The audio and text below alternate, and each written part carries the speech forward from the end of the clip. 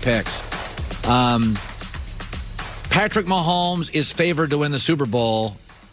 We warn him to not waste opportunities because when you watch Justin Herbert last night, you're going to face him twice a year. And if they end up getting a coach, a dynamic coach, a Brian Dable, or better, that is an absolute roadblock to winning Super Bowls. And I was thinking about this morning. If you look at the AFC and NFC, and I said, okay, where are the young quarterback stars? I'm not going to count the Bens and the Brees and the Bradys. The young quarterback stars, they're all in the AFC. These are 25 and younger. Josh Allen, Tua.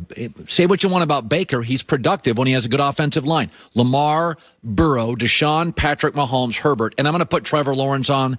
I believe he's transcendent and succeeds despite the Jets. That's like 8, 9 guys. In the NFC, there's Jared Goff and Kyler Murray. If I'm going to count Baker, I'm going to count Jared Goff, whose Goff has been better to this point. But the NFC's got a lot of, it's got Aaron's older, and Brady's older, and Brees is older, and Stafford's older, and Matt Ryan's. And so what does this mean? This is the roadblock, the impediment for Patrick Mahomes. I'm not even counting Justin Fields, who's going to end up in Jacksonville, who I think, unless Jacksonville butchers the coaching hire, I think the Jets could hire the wrong coach, and Trevor Lawrence is going to be a Hall of Famer. He's going to be Andrew Luck. He's going to be great. I don't think Justin Fields is that kind of kid. But I think he needs the right coach to be great. I don't think he's a Justin Herbert talent. I don't think he's that good. I think he's good. So if they get the right coach, there's another one. Not to mention, all these other quarterbacks could go to AFC, but I won't count that. So the 7 highest passer ratings right now in the NFL for quarterbacks 26 or younger, they're all AFC. This is your roadblock. Okay, I'm not counting in this Joe Burrow, who we love and will be in that. Okay, the deep, dark secret of Tom Brady's success was the bad quarterback play in his division. So he always won his division. He got a bye and then played a low seed at home in Foxborough. And if he won the game, he was in the conference championship. That is why I love Tom. Tommy's got a 500 playoff road record. It's a whole different ballgame going on the road, facing good quarterbacks, Peyton Manning, Big Ben. This is the secret, and I love Aaron Rodgers. But one of the great advantages to Aaron Rodgers, since he was named the starter, the Vikings have had 14 quarterbacks. The Bears have had 14 quarterbacks. And it feels like Matt Stafford's talented, but he's had 14 head coaches, it feels like. That is a big advantage. Aaron gets a bye. Aaron plays at Lambeau. It's cold weather. He's used to it. He just has to win a playoff game, and he's in the conference championship. He's done that less than Brady. But this is the big secret to all this stuff, is that I've always said this.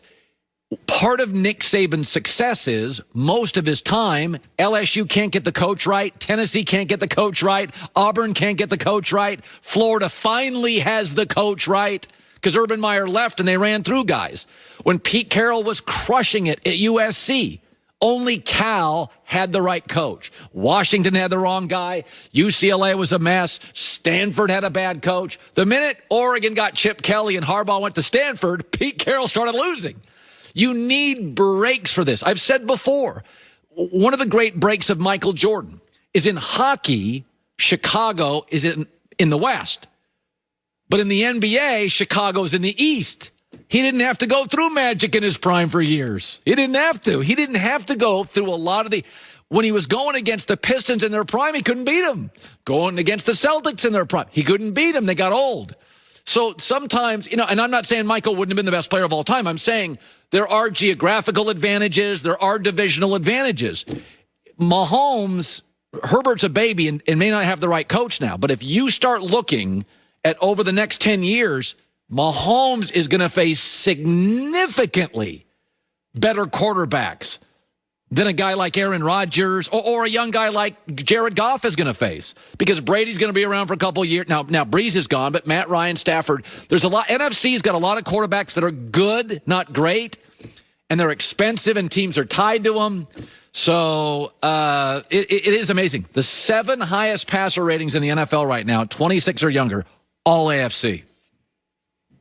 And Burrow's coming back, and here comes Trevor Lawrence. So it's a disruptor. It is in the way. Greatness generally happens. Part of it's you, and half of it is people around you screwing up. Nobody's that smart. All right. Blazing 5, hour 2 on the way, live in Los Angeles on a Friday. This is The Herd. No. Turn on the news. This is The Herd Line News. Well, last night was something. Oh, it was all sorts of good. I was all in on that thing from... I even watched the pregame show last night. I was so into it. It was so fun. Well, unfortunately for Derek Carr, he left the game with a strained groin and is still being evaluated. It's not looking like he's going to be back anytime soon, as it looks like it might be a little more serious than they thought last night. But Marcus Mariota came in and was on fire. He was. The Raiders did lose, but he threw for 226 yards, 2 total touchdowns. And after the game, he reflected on finally getting back out on the field. You know, to be truthful, it's been a long journey. I've been through kind of everything, from injuries to surgeries to, mental kind of just lapses and, the confidence thing. And, I just truly appreciate the Raiders and the entire organization for kind of helping me through that. He was so good in that short little window that, like, social media was talking about where he's going to end up. Well, the starting quarterback next year. Now, I've got a real strong opinion on this later in the show. I'm going to do a Marcus Mariota segment later in the show. But I will say this. He's always been big and fast. Yeah. There's an electricity to the way he plays. And I do believe last night that general managers around the league saw him and thought, in a pinch, we can make him a franchise guy for 2 years. Right. But the key to that sentence was in a pinch and for a few years. So we like to overreact to fun. Right? Well, Joy, it was a standalone NFL game. Exactly. This is what we do. And so we go nuts. And I do think he has starter talent. Well, he does. He's always had that. Plenty of starting experience. And he's a good dude. People in the league like him. I know. I have a friend of a friend and he's a good dude. To me, and listen, they still lost. So let's keep it all in perspective. Right. But I do think what he showed is how valuable it can be to have a good backup quarterback. Oh, absolutely. Like the backup quarterback position, and I don't know why we didn't kind of always subscribe to this, is extremely valuable. He is the most talented backup quarterback in the NFL. Yes. He is significantly more talented as a quarterback than Taysom Hill, who everybody's into now. And I mean, the Saints are a good example of how important it is to have to invest in a valuable backup quarterback. If you're a team that is competing for championships, you should have a great backup quarterback. I wish the Steelers had invested in a strong backup quarterback. I had somebody else tell me 2 nights ago, Sam Darnold, Pittsburgh, keep your eye on it. They said, like, they can't go from Ben to what they have. They probably need to get a kid that if he has to start 2 games, can win 1. I don't understand why they didn't do it this offseason. They were in the playoff conversation last year with Mason Rudolph and Duck Hodges. Yeah. You should have learned the lesson then that you should have a strong backup quarterback. And the backup should play a little bit like your starter. Yeah. And Darnold is kind of an athlete, an ad-libber, and so is Ben. Your backup should look a little and play a little like RG3 and Lamar. Yes. They should be a little like each other. You don't have to change your offensive system with a backup. I was happy for Marcus Mariota, though. Like, it was really fun to watch. You could tell, Joy, from his body language, he was so thankful to play football. Yeah. He was having so much fun playing football. And he had a little confidence, a little swag. Like, he doesn't usually play like that. So Jalen Hurts took over the Eagles' starting job last week and led the team to a big win over the Saints, and he'll get his second start this week against the Cardinals. This is a sneaky good game this weekend. And Doug Peterson revealed how he's seen Carson Wentz help the rookie even after getting benched. I just see the communication, number one, at practice, during games, just the communication, the dialogue back and forth, obviously through through press, through myself, just that communication. And then that's the one gauge that tends to lead, things in the right direction. And that's what I've been seeing. Hurts has also said that Wentz has been, quote, very supportive. On the sidelines, he looks like he is. I think, I had to think about it a little bit when I read this story.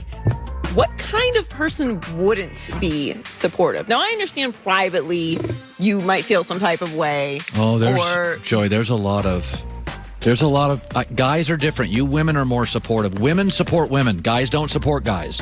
Okay, but what kind of teammate are you if the second that you aren't out there, you're trying to sabotage the most important guy on the field? Well, you've gone to sabotage. I would say there's a difference between sabotaging. Okay, but if say Jalen Hurts has like a question in the quarterback room.